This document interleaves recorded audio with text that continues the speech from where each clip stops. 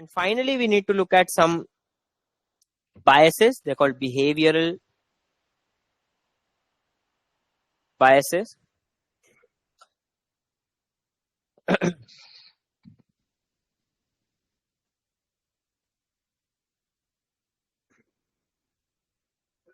So multiple behavioral biases are there.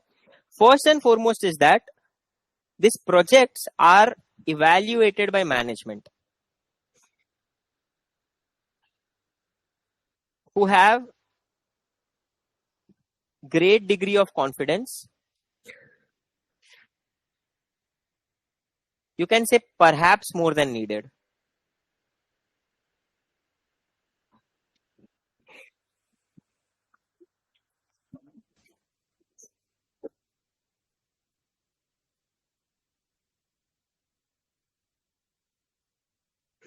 Yeah.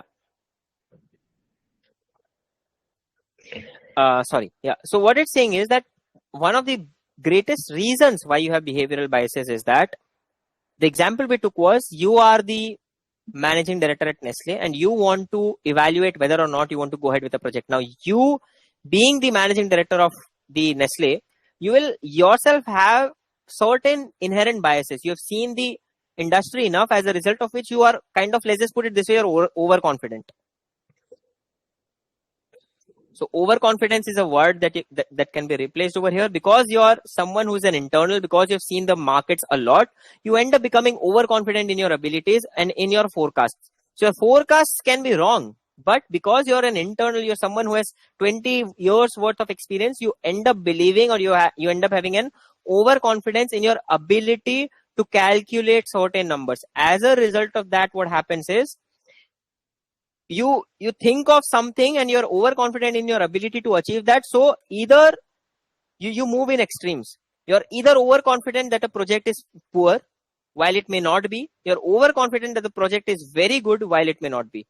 So inherent bias of having a lot of insights, information, your own ability, and having overconfidence in your overall methodologies kind of lead to a situation wherein you are an internal evaluator and you end up getting to numbers which can be far from reality.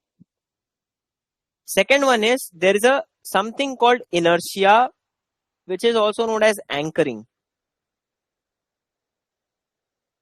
So inertia or anchoring is basically, you set up or you start from a specific point and you have a tendency not to move away from that. Which means, if I look at a capital budget, every year the budget that every year that any company, the budget that they would set would most likely be a mirror image of what they did last year. So for example, if last year you did something, let's just say last year you lent 100 million, and let's just say you made a profit of 10, and now you're sitting on 110 million.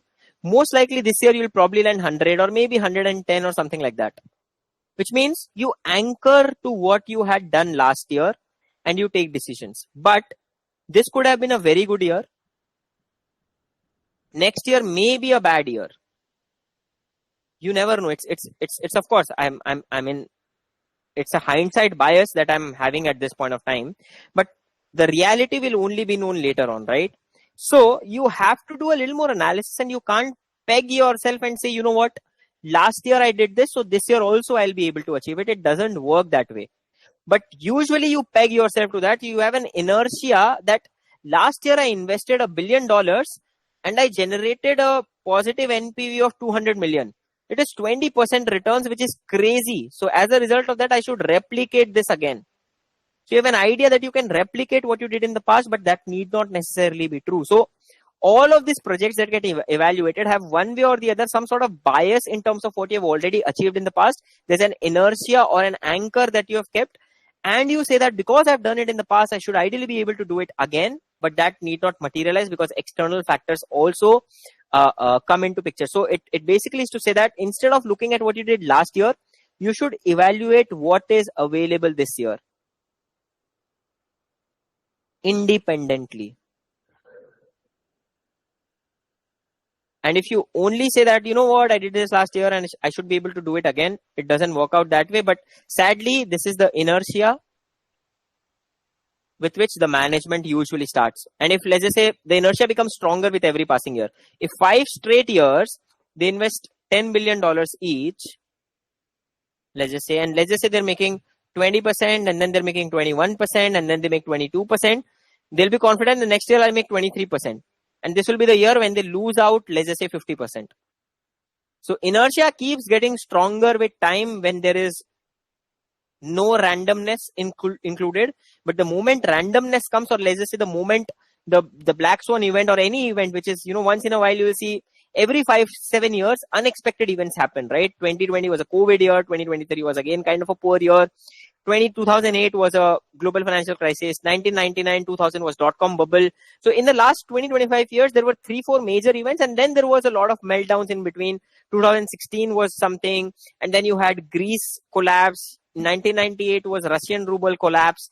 If I just keep going back and forth, there'll be certain events which will come out as, okay, this was a random event, this was unexpected. But unexpected events, when they keep happening every 4-5 years, you should ideally be prepared for it, right?